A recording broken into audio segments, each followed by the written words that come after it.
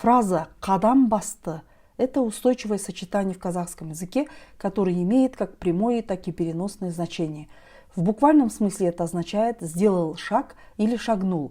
«Кадам» – шаг, «басты» – наступил, нажал, сделал в контексте движения ногами. Бала алғашқы қадамын басты. Ребенок сделал свой первый шаг.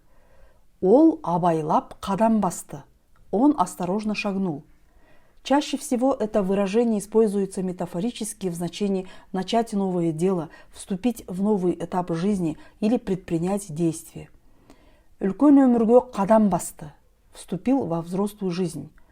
Жаңа қызметке қадам басты. Приступил к новой должности. Ол ғылым жолына қадам басты. Он встал на путь науки. В казахском языке есть пожелание «қадамың құтты болсын», что означает «пусть твой шаг будет благословенным». Говорят, когда кто-то начинает новое дело или переезжает.